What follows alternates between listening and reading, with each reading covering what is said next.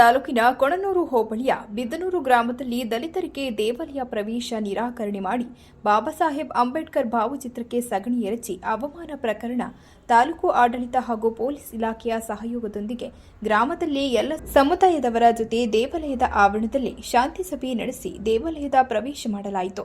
ಈ ಸಂದರ್ಭದಲ್ಲಿ ತಹಶೀಲ್ದಾರ್ ಪೊಲೀಸ್ ಇಲಾಖೆಯ ಅಧಿಕಾರಿಗಳು ಮತ್ತು ಬಿಎಸ್ಪಿ ರಾಜ್ಯ ಮುಖಂಡ ಅತ್ನಿ ಹರೀಶ್, ಕರ್ನಾಟಕ ಭೀಮಸೇನೆಯ ಜಿಲ್ಲಾಧ್ಯಕ್ಷ ಗಣೇಶ್ ಹಾಗೂ ದಲಿತ ಮುಖಂಡರು ಹಾಗೂ ಎಲ್ಲ ಸಮುದಾಯದ ಗ್ರಾಮಸ್ಥರು ಉಪಸ್ಥಿತರಿದ್ದರು.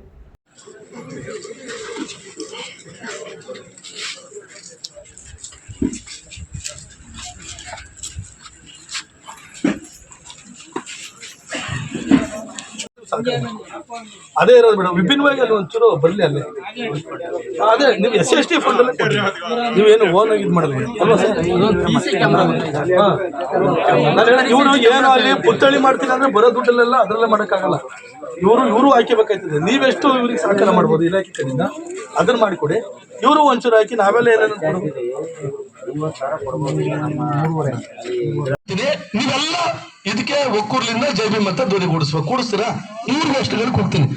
ಜೈ ಭೀಮ್, ಕೈ ಎತ್ತಿ ಹೇಳಿ ಜೈ ಭೀಮ್, ಜೈ ಭೀಮ್, ಜೈ ಭೀಮ್, ಜೈ ಭೀಮ್, ಜೈ ಭೀಮ್, ಜೈ ಭೀಮ್, ಜೈ ಅಣ್ಣ ಬಸವಣ್ಣ, ಜೈ ಅಣ್ಣ ಬಸವಣ್ಣ, ಜೈ ಅಣ್ಣ ಬಸವಣ್ಣ, ಜೈ ಅಣ್ಣ ಬಸವಣ್ಣ, ಜೈ ಅಣ್ಣ ಬಸವಣ್ಣ.